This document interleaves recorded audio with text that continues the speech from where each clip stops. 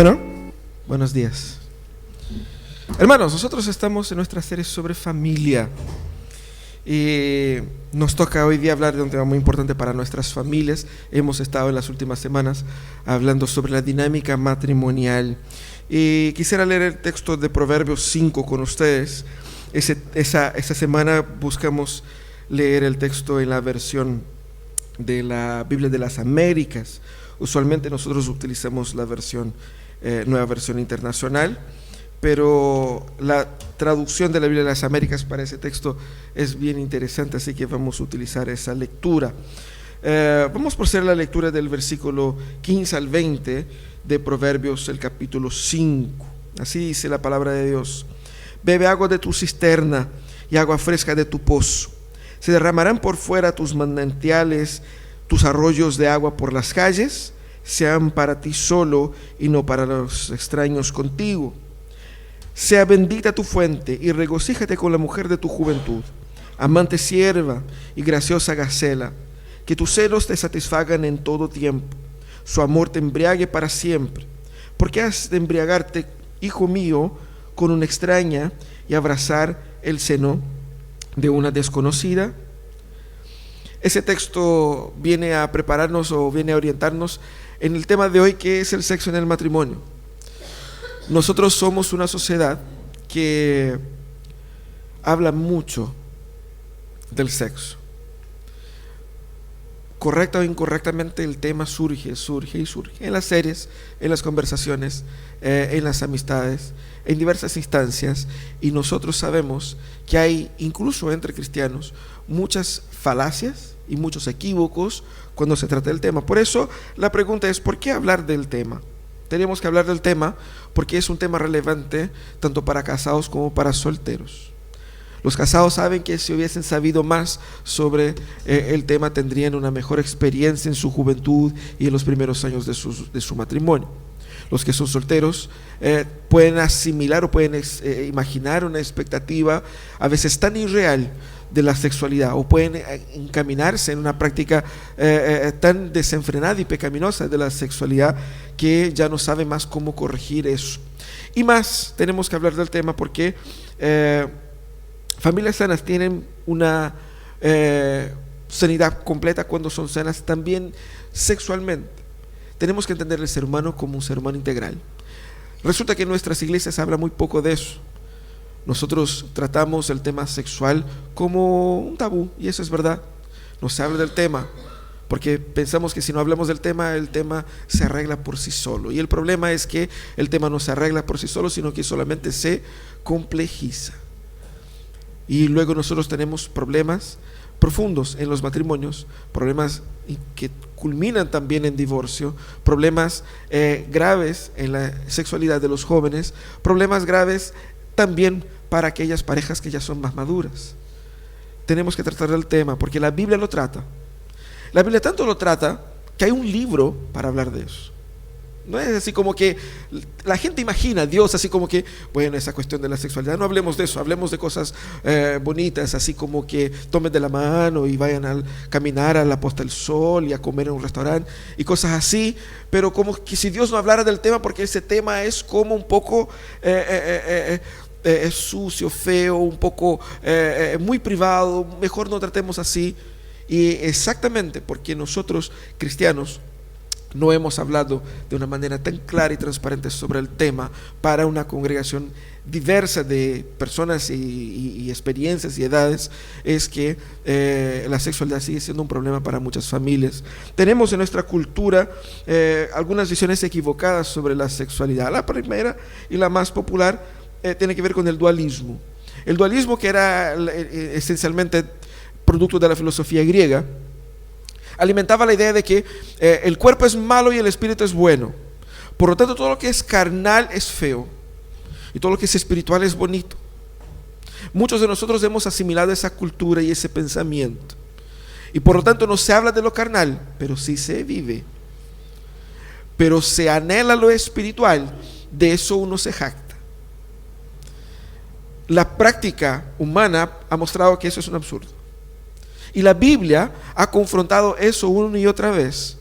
Tanto que la Biblia pone un profundo énfasis en la integralidad del ser humano, mostrando que la carne no está maldecida, mientras que el Espíritu es sagrado cuando viene Cristo y se hace carne por nosotros. Tenemos que romper con ese paradigma y entender que sí podemos hablar de la sexualidad sin mayor complejo o sin mayor crisis, sin mayor traumas, porque la Biblia sí lo habla y no hay una pecaminosidad especial en eso, y hemos heredado un poco eso de la cultura católica, de que el pecado original fue el pecado del sexo de Adán y Eva, y luego eso ha entrado en nuestros pensamientos, y hace incluso que para nuestras iglesias el mayor pecado sería el pecado sexual, más grave que cualquier otro, ¿no es cierto? Usted puede ser incluso un asesino, pero si todavía no has adulterado, no es una persona tan pecaminosa. Ese es un tema verdadero, el sentimiento de nuestros corazones reacciona así. También existe el pensamiento popular de que el sexo es simplemente un apetito natural, como el hambre, o como la sed, y que uno tiene que simplemente satisfacerlo. Y no tiene ninguna traba, ningún impedimento. Si tienes ganas, hazlo.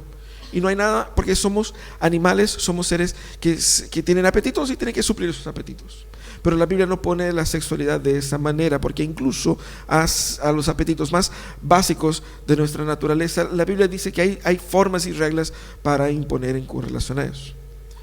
No somos solamente animales, somos seres personales creados en la imagen de Dios, y por lo tanto la sexualidad que tenemos también está incluida dentro de ese marco de la imagen de Dios en nosotros. Muchos evangélicos imaginan la sexualidad como algo sucio, incluso como un mal necesario, es decir, es para solamente la reproducción y chao.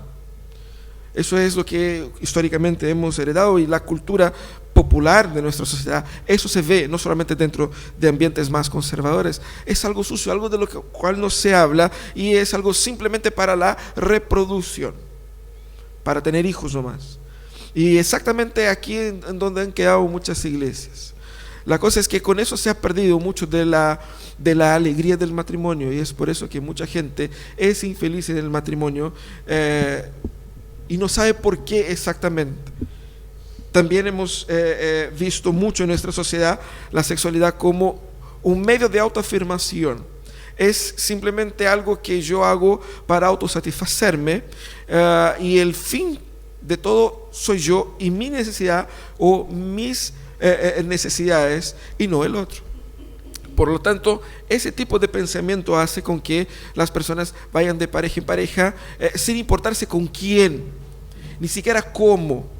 Y ahí es donde entra toda la lógica de una sexualidad liberada, porque desconstruye la necesidad de una relación profunda con el otro, porque en el otro no importa. Lo que importa soy yo, y yo utilizo mi sexualidad para autoafirmarme como yo soy. El tema es que la Biblia tiene una visión, podríamos decir que la visión correcta, porque es la visión del Creador. Entonces, la visión del autor de la sexualidad humana tiene por prevalecer por la visión de todos nosotros pecadores, miserables y limitados que somos. La Biblia trae el sexo como en esencia una entrega generosa de uno mismo en el ámbito de una vida compartida.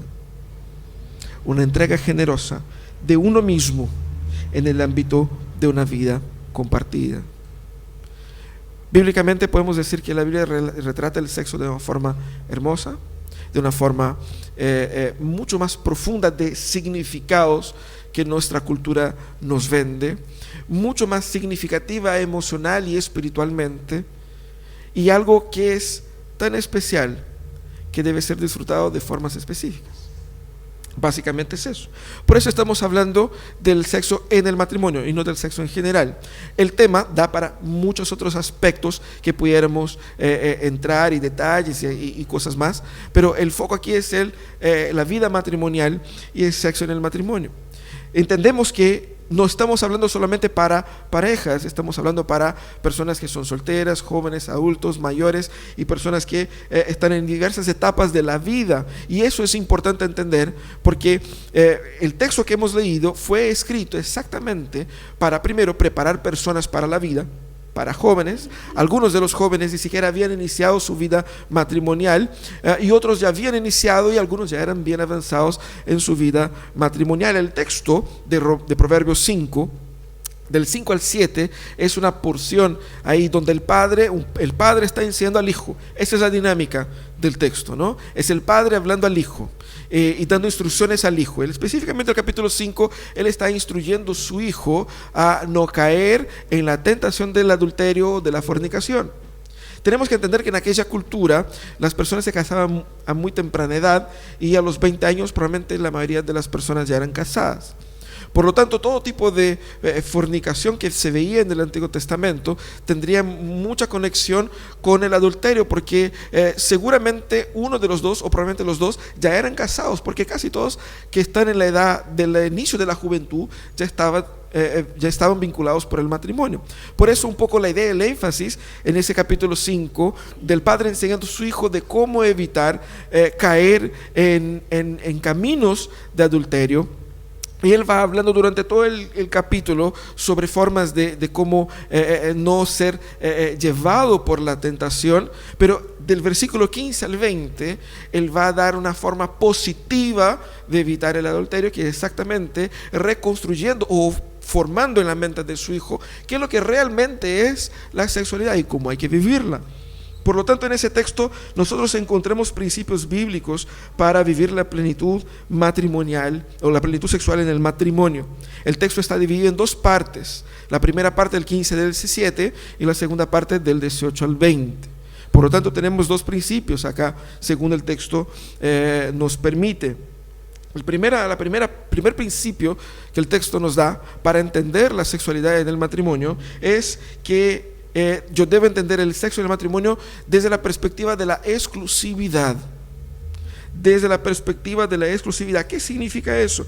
Significa que cuando yo entiendo el valor del sexo, y solamente cuando entiendo ese valor, yo puedo disfrutarlo adecuadamente.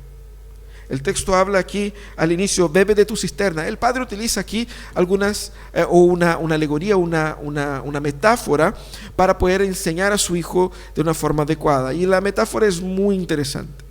Él utiliza la metáfora de una cisterna, que es un pozo donde se saca agua.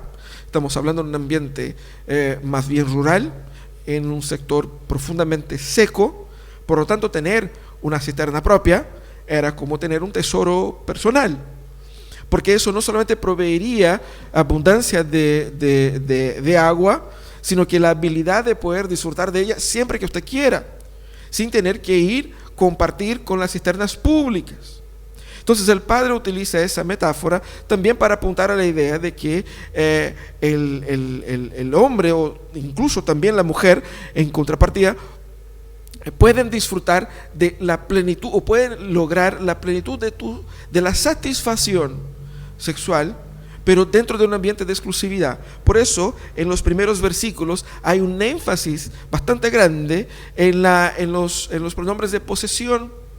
Entonces dice tu cisterna, tu pozo, tus aguas. Hace referencia a algo que es intrínsecamente privado. Y es hermoso eso, porque él dice, primeramente, bebe de tu cisterna, bebe el agua de tu cisterna y bebe del agua fresca de tu pozo. Él gasta aquí todos los sinónimos para pozo, manantiales, cisterna, fuentes. Utiliza casi todas las posibles las palabras sinónimas aquí para referirse a esa metáfora, ayudando al hijo a entender que nosotros como seres humanos, seres sexuales, tenemos por la gracia de Dios la bendición de disfrutar de la dinámica sexual. Pero aquí el padre dice, pero eso se disfruta con tu esposa. Eso es importante entender, es tu cisterna. Y por eso hace una referencia en el versículo 16, se derramarán por las calles, es decir, ¿Por qué vas a buscar satisfacerse afuera teniendo tú un pozo propio en tu casa? ¿Qué te da la mejor agua posible? Esa es la lógica, ¿no? Y por eso termina siendo solo para ti. Y es interesante porque nos da algunas ideas. Primeramente, el matrimonio es algo creado por Dios, y en el matrimonio nosotros tenemos todo lo necesario para satisfacer nuestras necesidades sexuales. Eso es así. En el matrimonio tenemos todo lo necesario provisto por Dios. Mira cómo Dios es sabio. Mira cómo Dios es sabio. Exactamente lo que está hablando. El sexo debe experimentarse en la exclusividad del matrimonio, porque ahí se tiene, o ahí está todo lo que se necesita para la satisfacción sexual. Y por eso utiliza la palabra agua fresca, mostrando la idea de que eso es un bien precioso y tienes que sacar provecho de ello. Pero también el texto apunta a que esa satisfacción sexual debe ser vivida de forma conjunta, es decir, debe haber una complicidad. No es alguien utilizándose del otro, sino que dos personas encontrándose una con la otra. Por eso utiliza la idea de que ese pozo, esa cisterna es tuya. Y podemos completar esa idea como, con lo que dice Pablo en el Nuevo Testamento, de que si el pozo es del marido, el marido también es de la mujer. De la misma manera que el apóstol Pablo dijo que el cuerpo del hombre pertenece a la mujer y de la mujer al hombre. Vemos ahí una complicidad, una igualdad. Es así que se vive la sexualidad dentro del matrimonio. No me utilizo del otro, sino que yo me ofrezco generosamente al otro para buscar satisfacer al otro y no a mí. Es en ese ambiente de complicidad, de igualdad, que se vive la perfecta expresión sexual. Y también es interesante que el texto va a enfatizar a la forma como se previene el adulterio. Buscar vivir una vida sexual en el matrimonio plena previene o protege a su matrimonio de caer en el adulterio, consciente o inconscientemente. Eso es lo que el Padre aquí está enseñando en ese texto. Nadie es libre del adulterio, absolutamente nadie. Todos nosotros, en el momento en que asumimos una relación matrimonial, estamos arriesgándonos de una forma u otra a caer en el adulterio. Eso es un tema, y es un tema serio. Es un tema que a veces duele mucho en los corazones de uno de otro por todo lo que provoca, pero es exactamente lo que el Padre está diciendo acá. Es absurdo buscar satisfacción sexual en otro lugar, porque ahí mismo, en ese mismo matrimonio que Dios te dio, hay todo lo que necesitas. Así que tienes que entender eso. El valor del sexo en el matrimonio está en su exclusividad. Y si no hay, y eso es importante entender, si no hay complicidad, no hay exclusividad. Es exclusivo porque son de ambos. No es tuyo solamente, es de ambos. Y eso es lo que el Señor está mostrando ahí. Previene y combate el adulterio, por lo tanto, generando a nosotros plenitud de satisfacción en casa. Culturalmente hemos visto en la historia de nuestros países la idea del típico varón que tenía en casa a su mujer, que era la que le engendraba hijos, pero afuera era donde él buscaba su satisfacción sexual.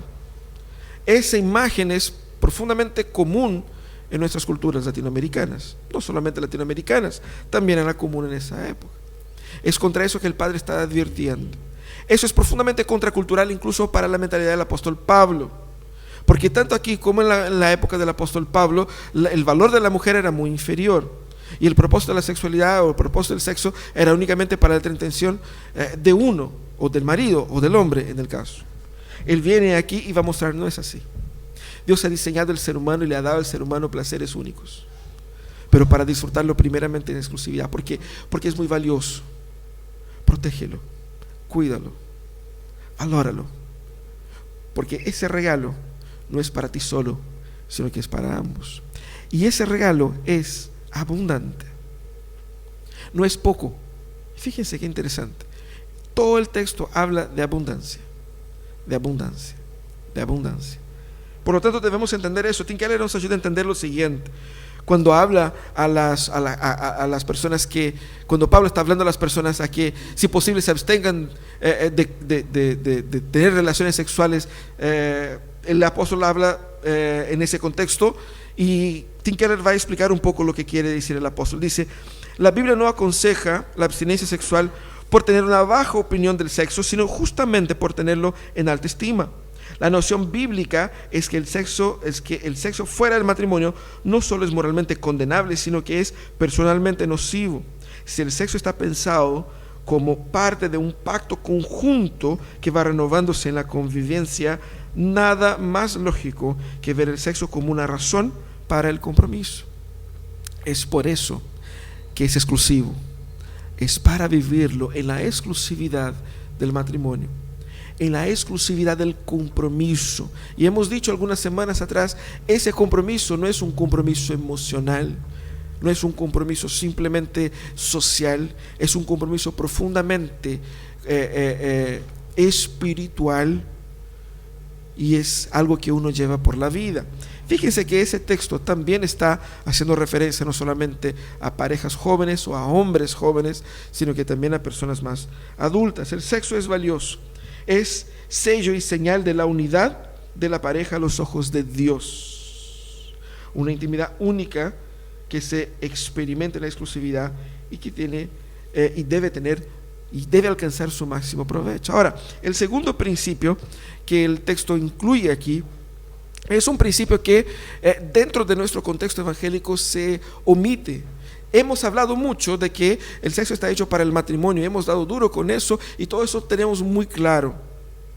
Quizás no hemos dado tanta énfasis como el texto da en el valor en el matrimonio, porque es muy valioso. Pero hay un segundo aspecto que el texto incluye aquí, de los versículos 18 al 20, que es la sensualidad en el matrimonio. Y eso parece así como algo muy desubicado dentro de un ambiente religioso. Pero exactamente, vuelvo al inicio, la Biblia habla de formas bastante claras de la importancia de eso para el ser humano. Tenemos que entender el ser humano como una integralidad.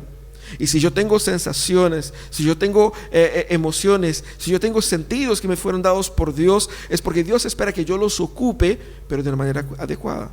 Por lo tanto, venimos con ese mensaje a tratar de redimir la sensualidad que fue perdida y distorsionada por nuestra cultura.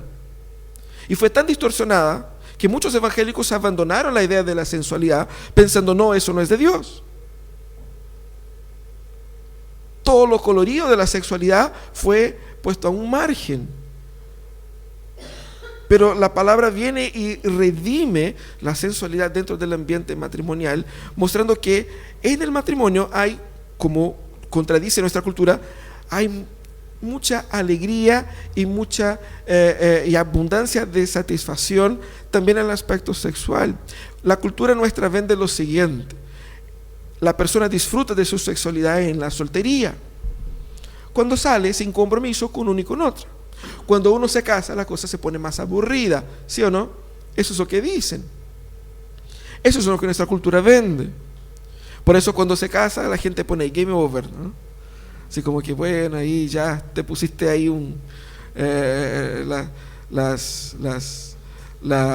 las esposas están ahí presos a una relación, no puedes disfrutar la vida. Esa es un poco la idea.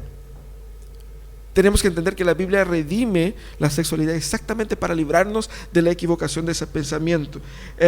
Vemos en los versículos 18 al 20, ¿no? Primeramente el texto dice: bendita sea el Padre. Imagínense eso, el Padre hablando a su Hijo: bendita sea tu fuente. El Padre orando por su Hijo, pidiendo que la vida sexual de su Hijo sea abundante. Hemos orado por los padres aquí, y yo creo que los padres no suelen hacer ese tipo de oración en nuestra cultura, ¿no? No suelen pensar en eso mayormente, porque es un tema que no se habla mucho. Pero aquí nosotros tenemos un padre respondiendo directamente a la solución del problema, el deseo de ver a su hijo como un hombre pleno en un matrimonio feliz. El padre ora por la felicidad sexual de su hijo en matrimonio. Qué fantástica la idea, ¿no? Y dice que sea abundante, cualitativa y cuantitativamente. Esa es un poco la idea. Y ahí él dice, regocíjate con la mujer de tu juventud, apuntando dos cosas. Primero, la idea de que él debe encontrar alegría, todo eso en el aspecto sexual, con su esposa. Es decir, él no necesita buscar en ninguna otra parte porque él está plenamente satisfecho con su esposa.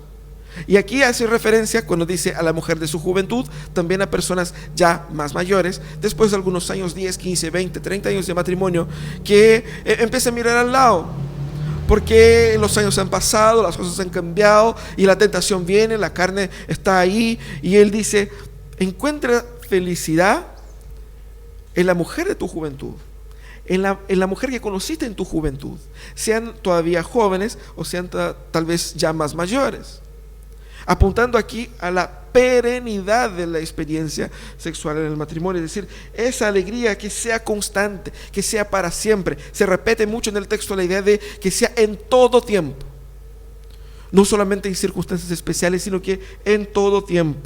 Encuentra en ella este encanto, encuentra en ella esa alegría, y de ella, y es recíproco, no solamente del hombre a la mujer, pero de la mujer al hombre, ¿no? Y ahí dice de una forma muy hermosa el versículo 19, hablando a través de paralelismos de la belleza sensual de la mujer. Está bien que la Biblia habla de la belleza de la mujer, que no está en sus adornos, sino que está en su santidad, y eso es verdad, que la belleza del ser humano no debe estar solamente en su apariencia física, pero aquí el texto destaca la importancia o la relevancia de esa atracción física entre ambos. Por eso describe con palabras elogiosas y con expresiones sensuales la mujer, exactamente para que la conversación tenga ese sentido, la idea de que esa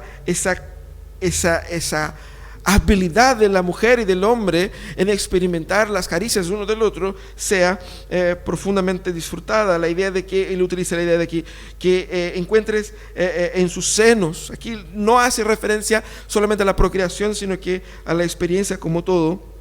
Y habla de eso, de que eso debe ser experimentado en todo tiempo, que te satisfaga en todo el tiempo, no solamente mientras seas joven, no solamente los primeros años de tu matrimonio, sino que sea abundante y fructífera esa relación sexual entre ustedes. Y al final él termina con una pregunta retórica, cuestionando, ¿y por qué van a embriagarse con otras? Es interesante la palabra, aquí en la NBI no utiliza la palabra embriagarse como utiliza la Biblia de las Américas, porque dice que tus caricias te embriaguen todo el tiempo, eso que dice la Biblia de las Américas, pero la NBI dice que, ¿cómo es que tus caricias te cautiven todo el tiempo? Esa es la palabra, ¿no? A mi modo de ver, la palabra es muy limitada en sentido, porque la palabra en hebreo quiere decir literalmente que eso te desordene, que te descontrole. Es decir, que la experiencia sexual que tengan ustedes en el matrimonio sea tan especial que lleguen a perder el control uno del otro. Es un estado de éxtasis. Por eso la idea de embebedarse aquí sería lo más adaptado a esa lectura, ¿no? Qué lectura fantástica. Uno lee eso en la Biblia y dice, ¿eso es Biblia? ¿Eso está en la Biblia? Porque la visión que da la sociedad es que no pueden hablar de eso, no podemos pensar así.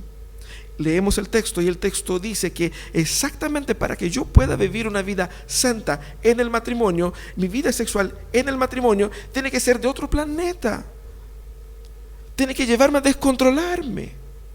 Es decir, Dios ha puesto mucho color acá, Dios ha puesto mucha vida acá, y Dios ha puesto mucho placer acá para que se disfrute en la exclusividad del matrimonio, pero con todo el color. Tenemos que entender eso, hermanos, y tenemos que redimir esa experiencia para nuestras vidas, porque es así como nosotros ayudamos a los matrimonios que están en los inicios, o aquellos que todavía se van a casar, a que entiendan la sexualidad como algo valioso, pero algo maravilloso. Es exactamente el sentido del texto. Y por eso dice que te desordene, que te descontrole, que te lleve a perder el control de sí, que puedas encontrar eso en tu matrimonio. Y dice que la vida sexual debe ser abundante y con satisfacción. Eso es lo que el texto nos enseña, mostrando un poco lo que dice el apóstol Pablo en el Nuevo Testamento, que el hombre y la mujer no deben negarse uno al otro, excepto por un breve momento para oración, pero que la incontinencia en la relación sexual es una causa o un motivo para la tentación y para el pecado. Es exactamente lo que el texto del apóstol Pablo habla a la luz de lo que dice ese texto. Aquí utiliza con mucho más colores y con mucho más detalle cómo disfrutar eso. El apóstol Pablo habla de una forma que da a parecer así algo muy burocrático, ¿no? Así como que, bueno, mijita, hoy día es el día, así que ya tenemos que cumplir con lo que dice la Biblia. No es bien así, no es bien así. Ya tenemos en el calendario a las 4:20, tenemos programado. No es así que funciona, me imagino. Pero bíblicamente, como pone aquí el autor de Proverbios, él está hablando de que eso debe ser algo fantástico y no meramente burocrático. No solamente por obligación, sino que porque eso conlleva a llenar todo un espacio de la vida humana que si no se llena adecuadamente en el matrimonio, se va a llenar de otra manera. Es por eso que vemos parejas luchando contra la pornografía dentro del matrimonio. Uno pensaba que ese era un problema solamente de los muchachos jóvenes, ¿no? Que tienen ese problema. Y no, ¿por qué hay ese problema? Exactamente por eso. Tampoco vamos a transformar o a invadir nuestra vida familiar y sexual de todo ese ambiente de la pornografía. No es eso. Estamos hablando de redimir nuestras emociones y nuestras sensaciones, también en el aspecto sexual. Dios ha hecho algo maravilloso cuando hizo el hombre y la mujer, y Él ha hecho para que lo disfrutáramos. El diablo vino a destruir todo eso. No podemos permitir que el diablo quite la belleza de algo maravilloso que Dios nos dio. Tenemos que aplicar eso a nuestra experiencia personal para vivir abundantemente con satisfacción. Buscar ya no vivir para uno mismo, para nuestra satisfacción, sino que para la satisfacción del otro. Esa es la lógica bíblica. Debemos también entender y redescubrir la sensualidad y la belleza. Es lo que el texto nos dice acá. Por eso utiliza esas palabras, ¿no? A veces uno se acostumbra con la dinámica familiar y pierde un poco la noción de la necesidad de conquistar al otro. No solamente de una forma racional, sino que también de una forma sensorial. El matrimonio no elimina la necesidad de que yo vaya conquistando a mi pareja constantemente. Esa es la dinámica del amor, de reencantarme y encantar al otro constantemente. Por lo tanto, él utiliza las palabras aquí de sensualidad y que, vuelvo a decir, ponen énfasis claramente en aspectos sensuales y no solamente reproductivos. Por eso es interesante el texto. Y también cuando habla de la idea de embriagar, pone énfasis aquí en un algo glorioso en esa experiencia. Nosotros debemos repensar la forma como entendemos el sexo dentro del matrimonio, exactamente para evitar los pecados sexuales cometidos en la mente, para evitar los pecados sexuales cometidos por nuestra falta de acción, para evitar que nuestro pensamiento dualista de la vida nos lleven a vivir una vida oculta o una vida de fracaso, una vida de angustias en el aspecto sexual. Eso significa que debemos nosotros buscar sanidad en el Señor para tratar también esa área de nuestra vida, porque aquí también hay una profunda correlación y relación espiritual. La Biblia dice que el hombre y la mujer se hacen los dos una sola carne, y esa unión es una unión de Dios. De hecho, el sexo en el matrimonio es la propia unión que da entre el hombre y la mujer. Por lo tanto, es algo muy especial, es algo único, es algo muy valioso, pero es algo lleno de color, de vida, de alegría, y algo que debe ser disfrutado constantemente y no que vaya perdiéndose el valor al paso de los años. Eso es lo que el texto nos enseña. Tim Keller termina diciendo que el sexo es algo glorioso, no solo por ser el reflejo del gozo existente en un Dios trino, sino por ser también primicia del eterno deleite de aquel que experimentaremos en el cielo, en el seno de una relación de amor con Dios y con nuestros hermanos en la fe. Aquí quizás uno va a decir, Tim Keller se fue en la bola, así como que ya, ¿no será mucho? ¿No será mucho querer comparar el deleite sexual con los deleites del cielo?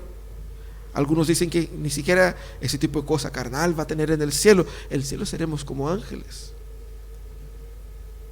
Pero fíjense, hermanos, piensen en un segundo. Dios nos creó a nosotros su propia imagen y semejanza. Pero Dios no nos creó como seres asexuados. Hay algo divino ahí. Hay algo espiritual ahí. Tanto es así que Satanás lo sabe. Por eso Satanás trata de destruir eso. Tanto es así que las culturas antiguas, paganas, utilizaban el sexo como forma de adoración. La prostitución cultural era algo muy común en esa época del texto de Proverbios. Nosotros a veces permitimos vivir vidas mediocres en el matrimonio, en el aspecto sexual, por nuestra ignorancia bíblica. Entendamos, hermanos, que Dios nos ama en todas las áreas de nuestras vidas, y Él ha provisto también para esa área algo muy especial. Debemos nosotros recordar y disfrutar el valor y la exclusividad de la sexualidad familiar, pero también entendiendo que eso es para ser disfrutado con todo el color, porque mientras más y mejor lo disfrutamos, más protegidos estamos del pecado y más cercano estamos de entender qué es lo que es la bendición en el matrimonio. Por lo tanto, cuida tu corazón. Cuando pensemos en temas de sexualidad, si eres joven, soltero, cuida tu corazón. Es algo noble, es algo especial. No crea en lo que el mundo dice que el sexo es. Cuida tu corazón. Busca saber lo que Dios dice sobre la sexualidad. No es solamente un anhelo animal, tampoco es algo sucio, algo que no se puede hablar. Es algo especial, es algo muy valioso. Pero también, si eres casado, hable sobre eso con tu cónyuge. Tienes que conversar sobre el tema. Tienes que explorar el tema para que ambos puedan disfrutar plenamente de la bendición de Dios. Ese es algo para ser disfrutado solamente a dos y únicamente a dos. Y eso es algo que solo funciona a dos. Por lo tanto, la gratificación personal, aún en algún tipo de ilusión o justificativa que podemos tener, ella sigue siendo pecaminosa. Habla sobre eso con tu pareja para que ambos puedan ser llevados por la belleza de la palabra a una mejor práctica sexual. Pero también, si estás casado, disfruta de ello, valora ello en su vida. Hay formas, detalles, no vamos a entrar aquí en ese tema, pero disfruta de ello. Cuida a tu pareja,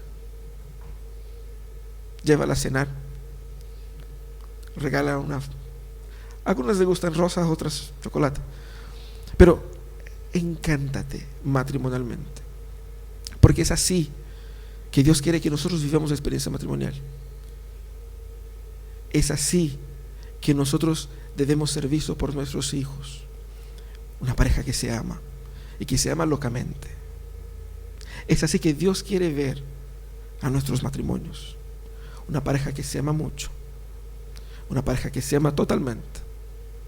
No seamos vendidos por una idea de una familia sin sal, sin alegría, sin placer, porque si no, el día de mañana alguien tratará de llenar ese espacio que ustedes han dejado en sus corazones. Nadie va a adulterar de la noche a la mañana. Es un proceso, es un paso a paso. No destruyas tu familia, sino que disfruta de ella. No destruyas tu matrimonio, disfruta de ello plenamente. Eso es lo que el Señor tiene para nuestras vidas, especialmente para el matrimonio. Vamos a orar, vamos a pedir la bendición del Señor para nuestro hogar. Sabemos